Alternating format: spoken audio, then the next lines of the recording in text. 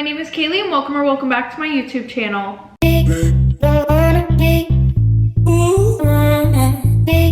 Okay, everybody, happy Saturday. I hope that you guys are having an amazing day so far. This episode is brought to you by NOCD. Remember that one girl who put her dog in the oven? Yeah. What if we did that to Ace? Well, we wouldn't do that to Ace because we love him. Yeah, but I'm just saying, what if? That girl just snapped. She was normal and she just had enough one day and put her dog in the oven. Yeah, but I love my dog. Why am I having these thoughts? I would never do that to him. Would you? I don't know. What the heck is wrong with me? Why am I having these thoughts?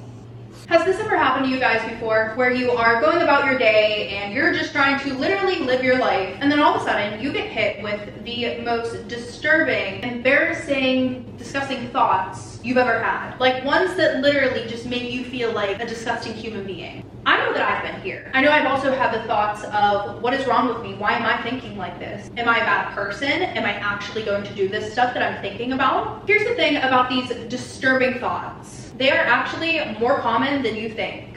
In fact, almost everyone has them. But for people with obsessive compulsive disorder, aka OCD, these thoughts tend to cause a lot of stress and make them just feel a little gross afterwards. Now here's the thing, OCD can latch onto these thoughts and they can make you feel like a monster, even though that is not true. But that is what makes OCD so draining. And the worst part about these thoughts is it can make you so terrified to go and get help because you feel like such a monster. The thoughts start to come in of, well, what if they judge me for these thoughts that I'm having? What if I am actually a terrible person for having these thoughts and they can't help me? Then I just told them these terrible thoughts that I'm having, and now somebody actually knows about them and they're out in the open. I don't know about you guys, but the thoughts that I have, the intrusive thoughts, are like my darkest secret that I would not dare to say out loud. And because very few people know what OCD is and what it really feels like, it can feel like you have nowhere to turn. It's not just making sure that your house is spotless, cleaning it every single day. It's not just turning a light switch off and on 20 times. It's much deeper than that. If you can relate to anything that I just said, NOCD wants you to know that you are not alone. Now, NOCD was created to help those with OCD who are dealing with those shameful, taboo thoughts, so that way they can get the support and treatment that they need. All right, let's get out of here real quick.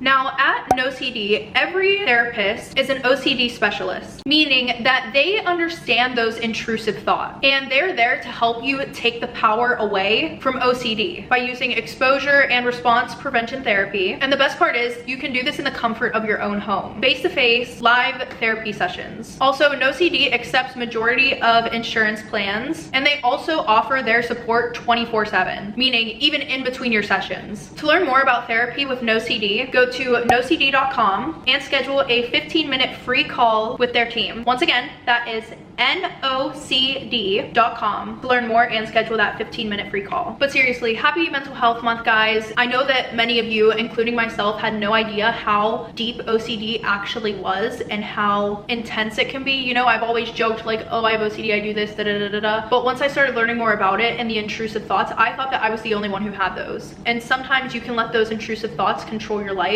especially when you don't know that there is help out there for that stuff specifically. So please, if you guys are struggling with these things at all, go schedule that call because you are not alone, I promise you. I know that you guys have been waiting on another like scary story time, you know, like the criminal stories told in a first-person point of view. Those will be coming. Sorry about the delay.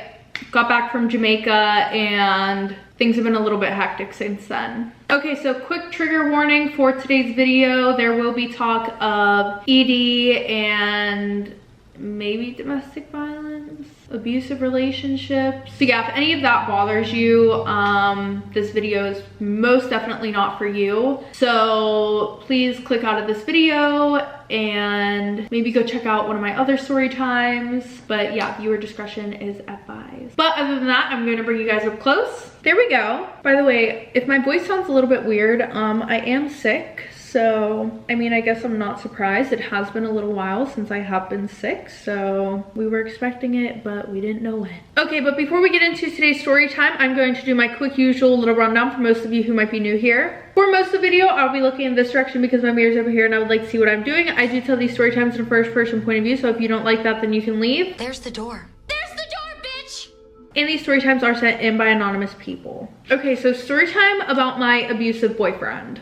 Yeah. So a little background information. All of this happened from the time that I was 14 all the way up until I was 17 years old. But we're gonna rewind a little bit back to my childhood, more specifically to whenever I was like 12 years old. Now, nothing significant happened at this age, if I'm being honest, but I feel like I should just let you guys know a little bit about my family. So there was my mom and dad, who I didn't call mom and dad, I called them Teresa and Bill. Long story short, I didn't find out that they were my actual parents until I was about like 10 years old, but we'll get into that in a moment. And then there were my siblings. I had an older sister and an older brother who were twins, aka Jackie and Kevin, and they were about 20 at this time. And I had a younger sister who we're gonna call Dana, and she was 7 years old. So it was the 5 of us in this really tiny house. Well, I guess there was 6 because my brother, Kevin, his girlfriend, Lacey, had been living with us for the past few years, and she was 17. And we were an extremely dysfunctional family. I mean, if I'm being honest, there wasn't really one point in my life where I can look back and say, oh, I had a normal life during this period of my life. No, like never that. Absolutely not. This was mostly because most of the adults in my house were drug addicts. All right, they weren't full-time, but they were like on and off drug addicts. Kevin and Lacey weren't too bad, but Bill, Teresa, and Jackie were really deep in their addiction. And when I say on and off again addicts, I mean that one week 2 of them would be using and 1 of them would be trying to get sober, and then the next week it was like a Chinese fire drill type of situation. Like everybody was like switching, it was like a rotation, switching spots, you know? Now Teresa actually is the reason why my sister Jackie is on drugs. Now Teresa had actually gotten my sister Jackie hooked on pills whenever she was 15 because Teresa and Jackie were in a car accident and they both were prescribed pain pills for the injuries that they sustained during this car accident. And Jackie was in way more pain than Teresa was. So naturally, Teresa being Jackie's mom, she wants to help her feel better, but instead of getting more help from the doctor, she instead crushes up Jackie's pills and tells her to snort them because they'll kick in faster. Y'all, I don't know. I'm just here. So yeah, that's how Teresa got my older sister hooked on drugs. And Kevin and Lacey, well, we'll talk about Kevin first. Kevin, my older brother, aka Jackie's twin brother, he didn't want anything to do with the drugs initially. But from what he told me, he said that during that time, our mom was like, well, their mom, Teresa, to me, she started spending more time with Jackie, and Jackie became like her favorite, which this obviously made Kevin like really upset. So he had like tried, you know, joining into the stuff that they were doing, but thankfully he just never really got into it like that. But that does not mean that they didn't do them.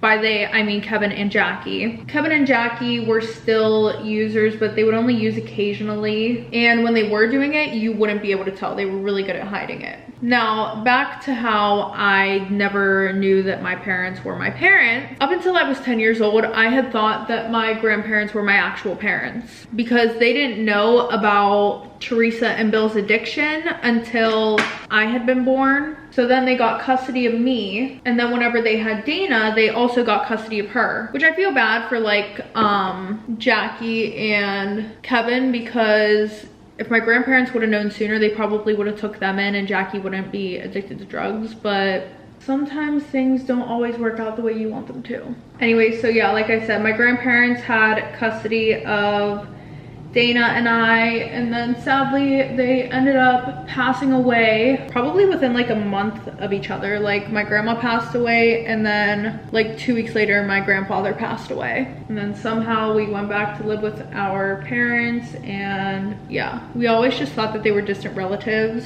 because my grandparents wouldn't allow them to come around. They wouldn't allow my siblings to come around either. So yeah, as you guys can tell, a lot of dysfunctional shit going on. Definitely not a normal childhood. Not to mention, there was all this chaos, but I also was the middle child. Yeah, things just like literally keep getting worse, I feel like. Anyways, because of all the chaos in my house and all of the children also, I pretty much got to do whatever I wanted.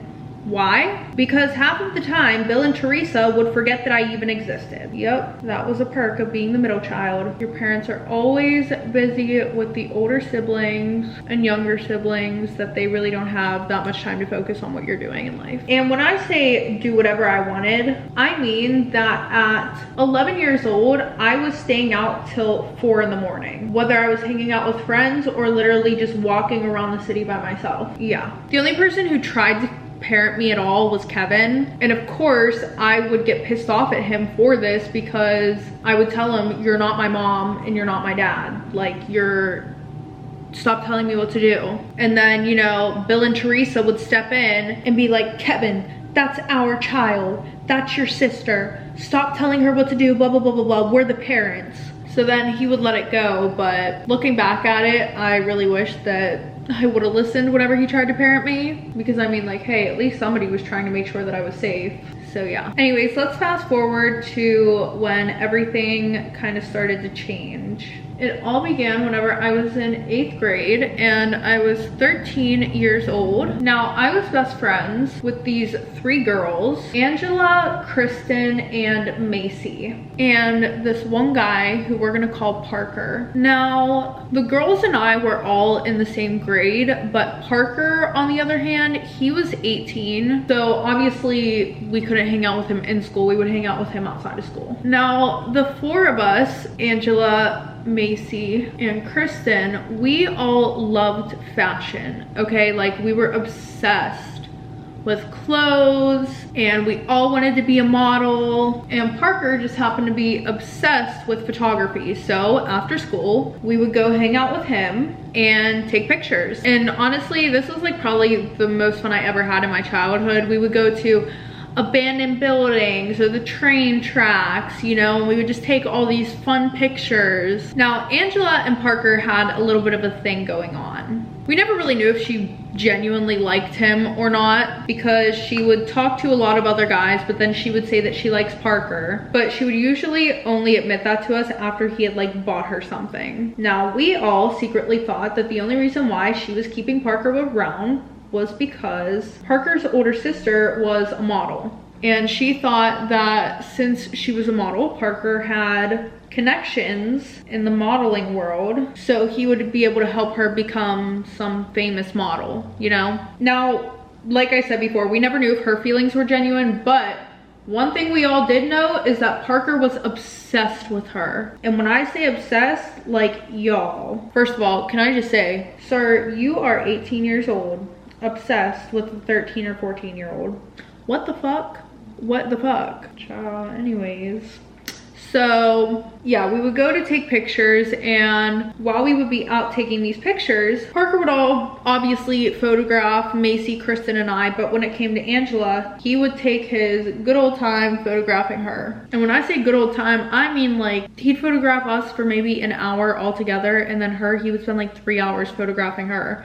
Like, there would be times whenever we would all leave to go get something to eat, and then we would come back and he's still there with her. Now, let me set the stage for you guys real quick, okay? Imagine we are in the era of Instagram baddies. Yes, we are. Obviously, what came along with the Instagram baddies? The BBLs.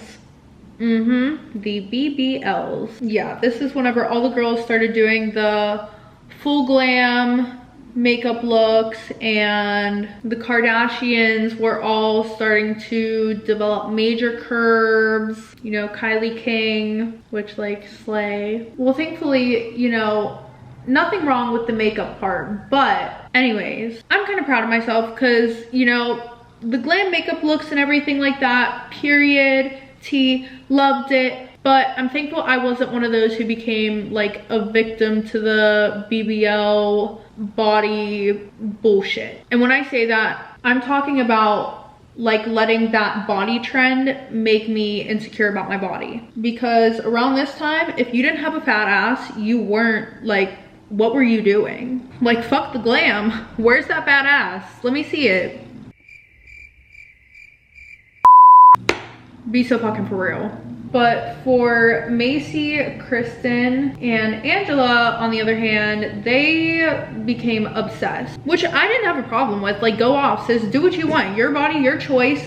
But at the end of the day, it became like their whole personality. Their whole personality was like going to the gym trying to get a fat ass. And if I'm being very honest, I feel like this is whenever blackfishing became like truly a trend. And yeah, I just felt like they were trying to be people that they weren't. So yeah, I would say that I lost my friends to that fucking trend of shit that was going on. And I know you guys are probably like, oh, well, like, blah, blah, blah, not everybody, like, here's my thing, like, I'm not saying that, like, oh my gosh, like, they, like, started to gain weight and blah, blah, blah, like, this, that, and the next. No, it was just, like, the fact that, like, their whole lives revolved around becoming these people that they weren't.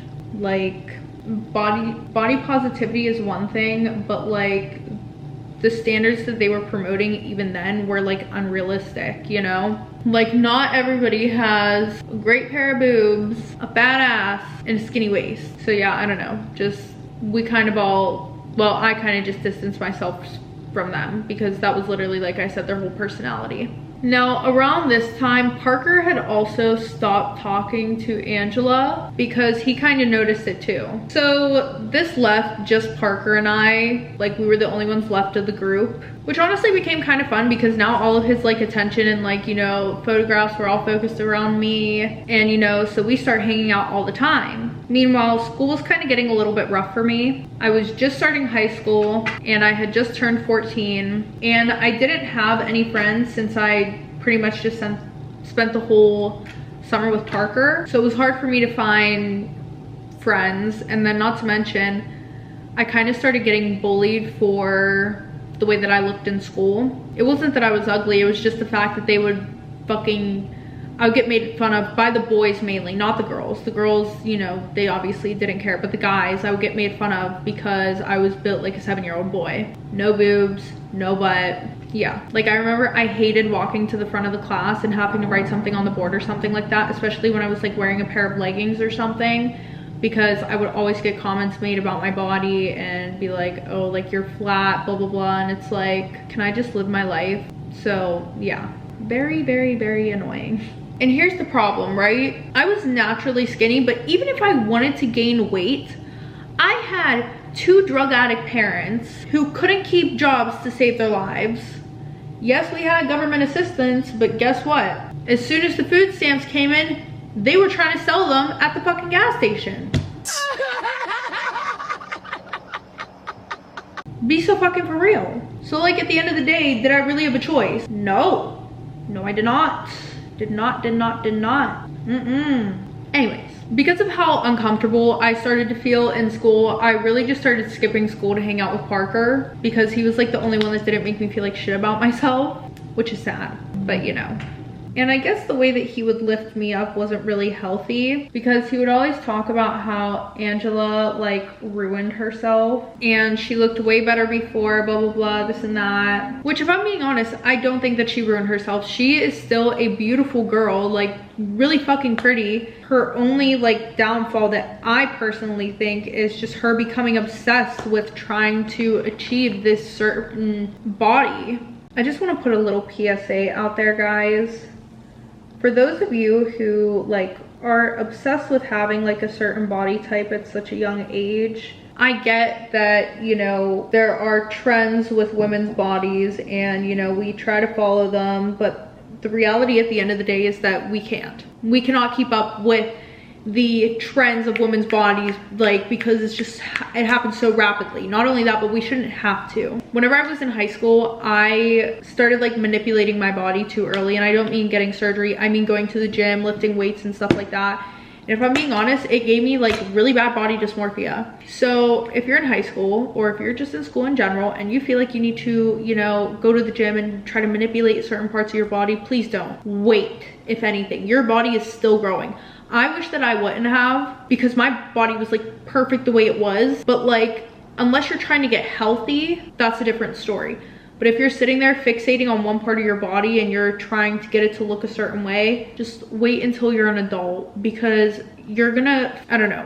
That's just my advice. I wish I would have waited till I was an adult to go to the gym and start, you know, focusing on different parts of my body and stuff like that. I started doing that whenever I was like 14. If I could go back, I would literally tell myself, you look perfect. You don't need to change anything about yourself. And yeah, that's pretty much, yeah. Back to the story.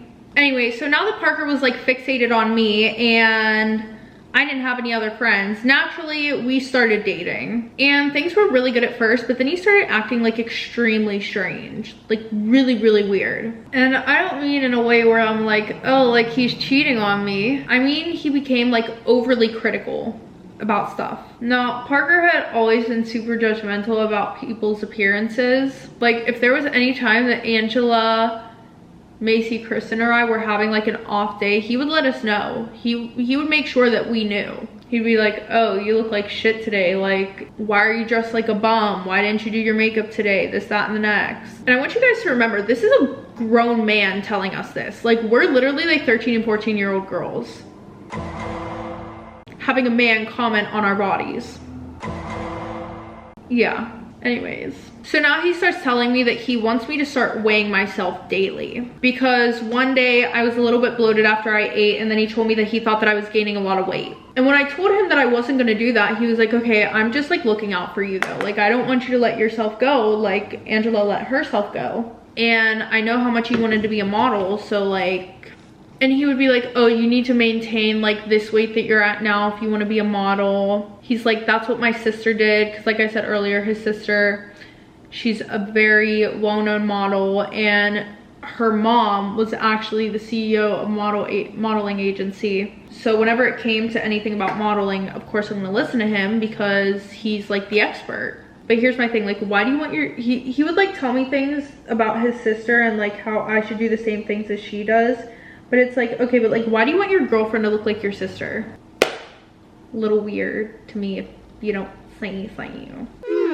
Funny, yes, but not funny, haha. Funny, weird. Anyways, despite the fact that I didn't want to do this, I started weighing myself every day, and my weight would literally fluctuate between like a pound or two, but I never like significantly gained any weight. But he was convinced that I was gaining so much weight, so he told me that he didn't believe that I was weighing myself. So then he told me that he wanted me to start sending him pictures of the scale every morning as proof that I was actually weighing myself and that I wasn't actually gaining any weight. And any time that my weight slightly went above a certain number, he would like freak. He would go on a rant about how I need to go on a diet and I need to stop eating so much. He would say stuff like, I'm not gonna date somebody who lets themselves go as soon as we get into a relationship, this, that, and the next. And then he would start to compare me to Christian and his sister, and he would just always make like super mean comments. By the way, just to give you guys a little example of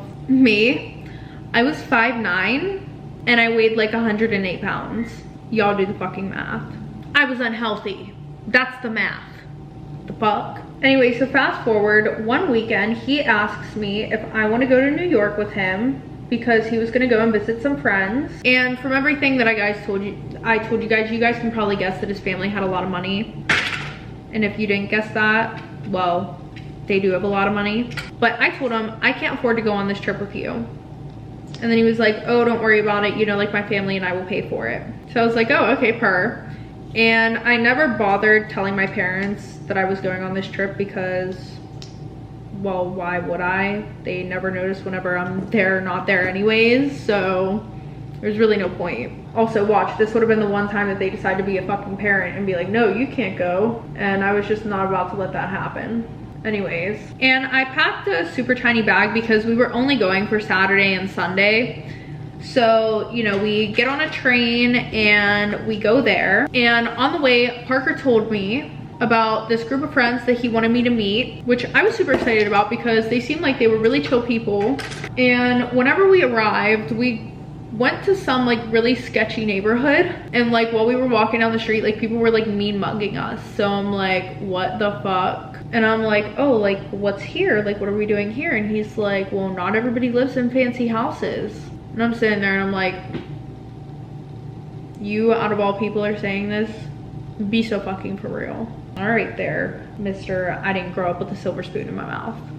Okay. Anyways, so we end up in this like abandoned house in the middle of the fucking hood. And eventually we walk into like this back alleyway, and there's like an abandoned house that has a dark blue, like navy blue sheet over the door frame, kind of acting like a barrier between the outside and the house. So we move the sheet, walk inside, and I see 4 girls sitting on the ground who look sick, like very, very ill, very pale, tiny. Yeah, low-key like a Tim Burton character. So, you know, Parker sits down on the floor with them, and there's like this little milk carton crate like in the middle of the floor that has like a piece of wood on top of it. And you know, he's sitting there and he looks at me and he's like, well, are you gonna sit down? And I'm just thinking to myself, there's no way that this fucking rich boy who literally acts like a brat is actually sitting here.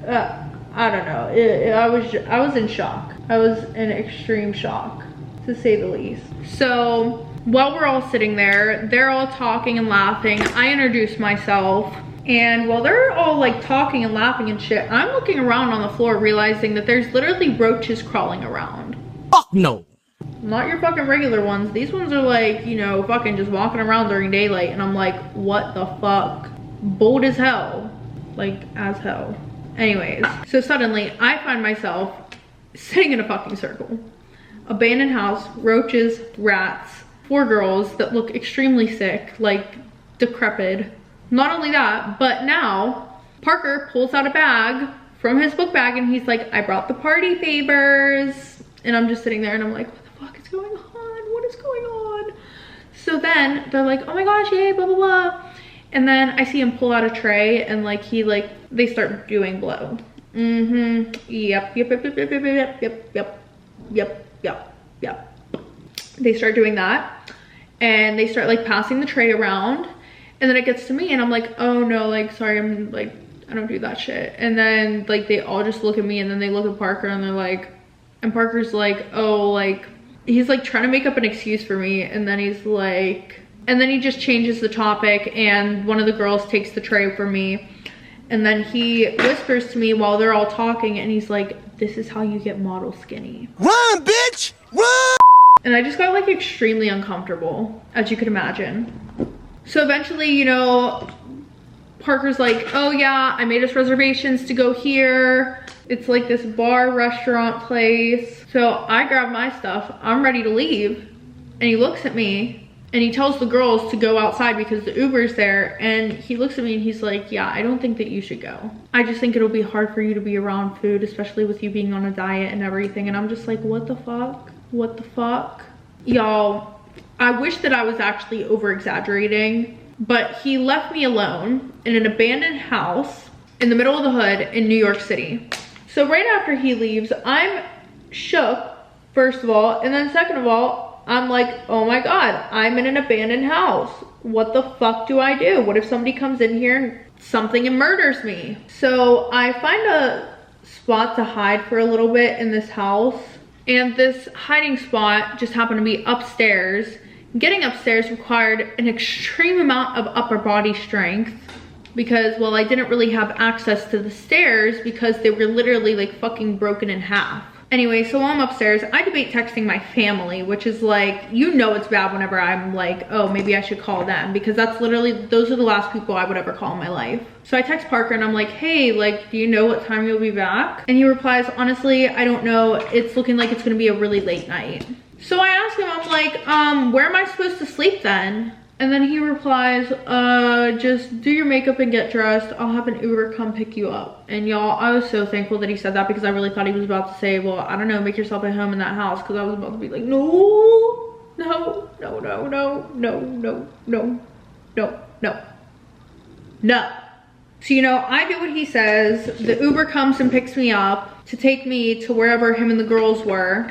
They were at like this extremely fancy restaurant, which I was surprised about because we were literally just in a crack house 2 seconds ago, but okay. But yeah, they were all sitting at the bar whenever I walked in, and the whole scene just like felt surreal. It was like one of those messed up movies, you know? Where everybody looks like they're having so much fun, but in reality, they're all like strung out on drugs and just like, yeah, it just like was very, like there was a very evil undertone to the whole thing. Or maybe I was the only one looking at it like that because I was the only one who had like a lot of addicts in their family. So I was looking at this more like a, what the fuck are you guys doing? Rather than a, oh my God, let's party guys. Anyway, so Parker hands me a drink and I black out. I wake up at 3 in the afternoon the whole next day in a random hotel room. So I literally like blacked out for 13 or 14 hours. So, you know, I walk out into the living room area of this hotel, not knowing what I'm gonna see. Like if I'm gonna see Parker, if I'm gonna see some random person.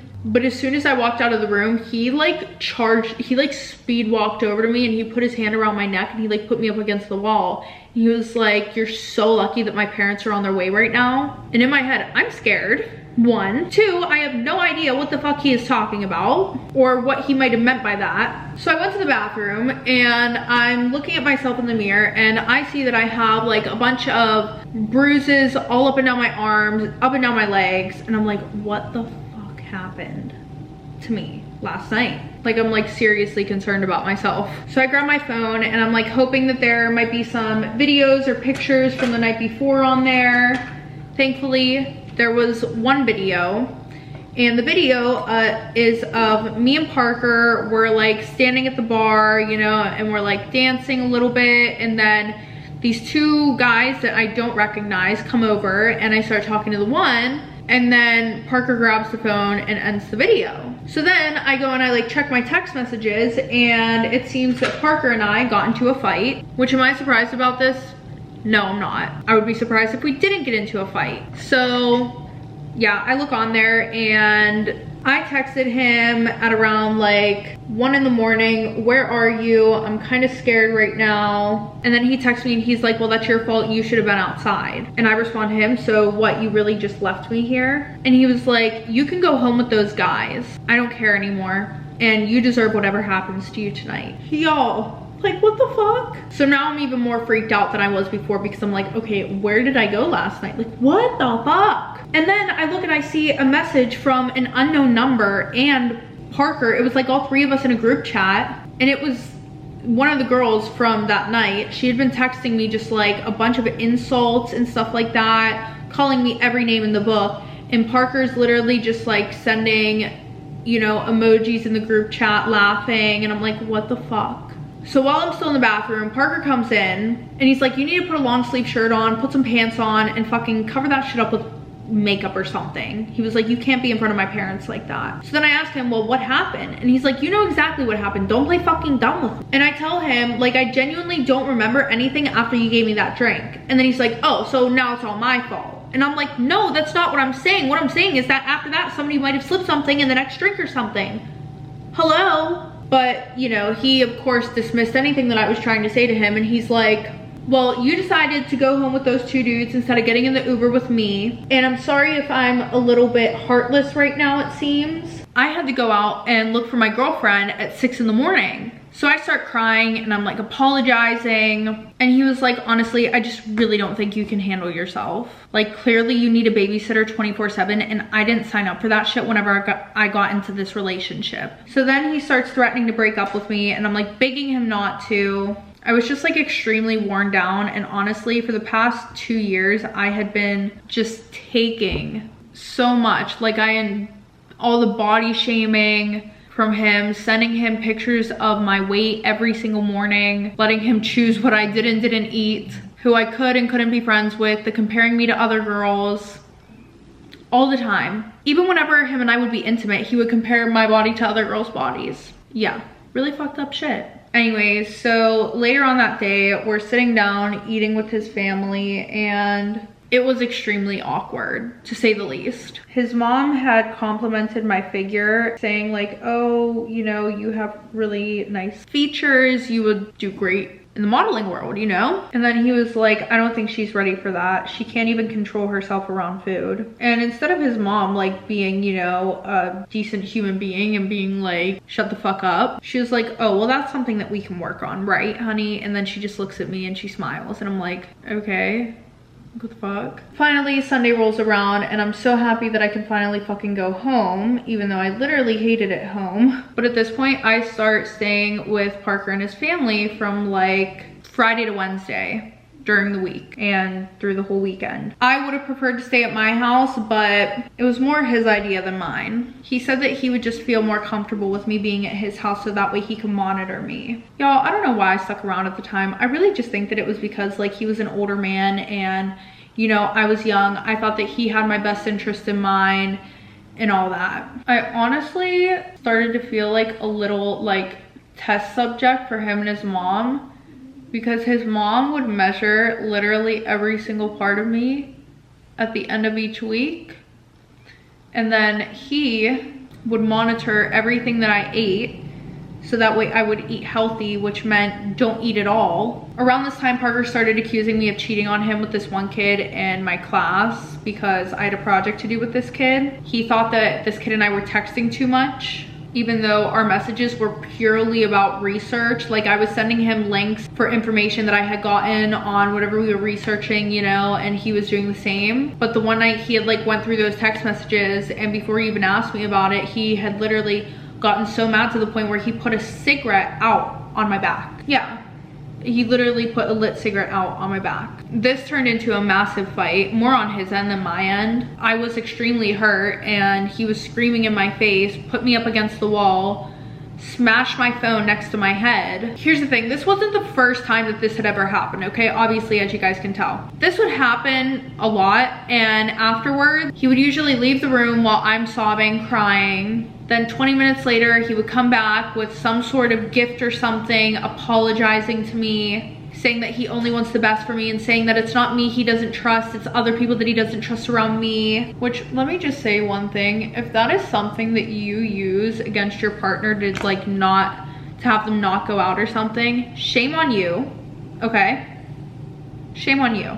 Your partner should be able to make their own decisions, okay? And if you don't think that they can make their own decisions, then you shouldn't be dating them because clearly you're dating a child. So yeah, anyways. So after this, the one night I realized that he was texting on his phone a lot more than usual. So while he was sleeping, I grab his phone and I go through it. And I go through everything. And y'all, this man was literally taking pictures of me while I slept. He would take pictures of me nude while I slept. And that night that I had disappeared with those men, he planned that. Yeah, he literally planned that. Like, there are text messages of him literally telling them, oh, well, don't take her too far away because that's gonna be too long of a drive for me. I don't wanna have to drive that early in the morning, you know, like, I don't wanna have to wake up that early. I'll pick her up at blah, blah, blah time. Just stay at this hotel, da, da, da. And yeah, so after this, I didn't want anything to do with him. I didn't want to call the police or anything like that. I just literally wanted this whole thing to be over. So I ended up like sending myself all the screenshots and everything like that. Any kind of evidence that I could gather, like the pictures of me while I'm sleeping and stuff. And I basically threatened him. I was like, listen, you're literally a man. You are a grown man with a child. The amount of things that I literally could fucking report you for is insane. And he was like, oh, I'm so sorry, baby. Please forgive me, blah, blah, blah, this and that. And I'm like, no. Like, we're done. It's done and over with. And if you bother me again, we're gonna have some serious fucking problems. And yeah, he left me alone. And I'm still recovering from the extreme eating disorder that he gave me. And my relationship with men just isn't good at all. And I'm actually the only one really taking care of my little sister Dana right now. So yeah. Okay, everybody, that is the end of today's story time. If you guys like this video, make sure to give it a thumbs up. And if you want to see more, make hit that subscribe button down below. And if you want to know whenever I post my next video, make sure to click that bell. And if you guys want to send in your anonymous story time, or you want to know how to send in your anonymous story time, make sure to click the links down below in the description. But other than that, I will see you guys next week with a new story time.